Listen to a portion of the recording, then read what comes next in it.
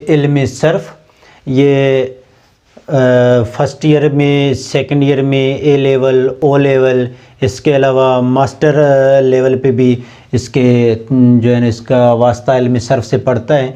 इसके अलावा federal public service commission और Punjab public service commission PS से उसके और एजुकेटर्स के जो एग्ज़ाम्स होते हैं, इम्तहानात होते हैं, उनसे भी इसका ताल्लुक़ है। ये अक्सर जो है उसकी तैयारी में तलबा को परेशानियों का सामना करना पड़ता है।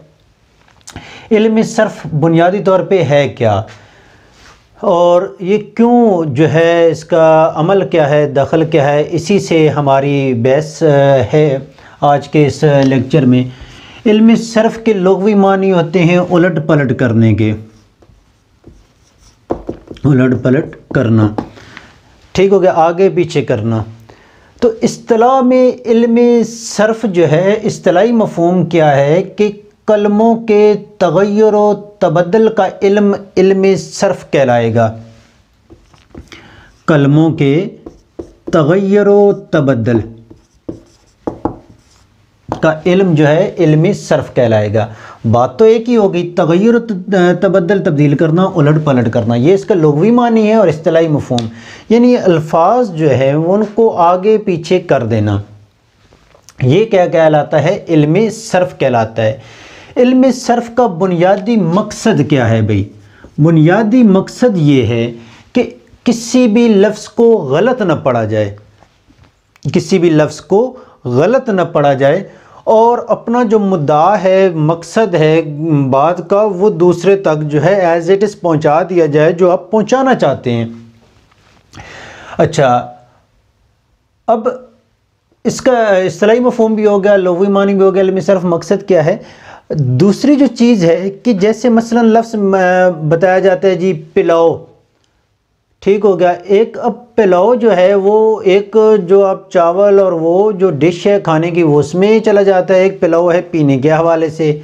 अब आगे फिर पिलाओ जो है वो जामे जम से मेरा जामे सफ़ाल अच्छा है, गालिब की ज़बान बोले तो पिलाओ किसी और मफ़हूम में चला जाता है। अच्छा, उसके बाद जो हमने हरूफ के बारे में पढ़ा एक तरतीब से कि हरूफ क्या हैं, तो हरूफ के बाद जो अगली स्टेज आती है वो आती है लफ्ज़ की, कि लफ्ज़ क्या है। मुख्तलिफ़ आवाज़ों या हरूफ के मजमूए को लफ्ज़ कहा जाता है। जैसे अलिफ़ क्या है, एक हर्फ है, आवाज़ है अलिफ़, यानी वो आवाज़ जो अकेली कोई मानी ना दे रही हो, ठीक हो गया। बे है, हम लफ्ज़ लिखते हैं जमील, ठीक हो गया। अब जीम, मीम, ये और लाम क्या है, ये चार आवाज़ें हैं जिनको हमने इकट्ठा किया तो यहाँ तो कुचूमर बन गया, यहाँ पे जमील नज़र आ रहा है, ठीक हो गया।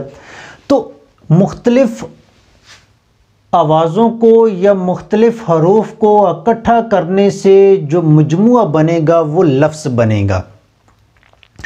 हरूफ के मजमूए से लफ्ज़ तरतीब पाते हैं, लफ्ज़ के मजमूए से आगे जुमले और जुमलों के मजमूए से वो क्या है, नसर, किताब, अफसाना, कहानियाँ तरतीब पाती हैं। अब लफ्ज़ की किस्में कितनी हैं?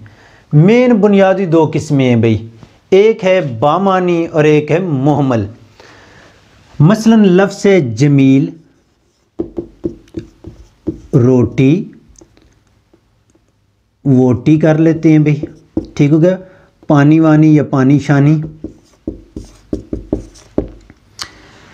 अच्छा, जो लफ्ज़ अकेला होगा और बामानी होगा, जो लफ्ज़ रोटी अकेला लफ्ज़ है और बामानी है, कोई मानी दे रहा है, और वो पानी आ गया यहाँ पे, वो क्या कहलाएगा, लफ्ज़ की पहली किस्म कहलाएगी कलमा।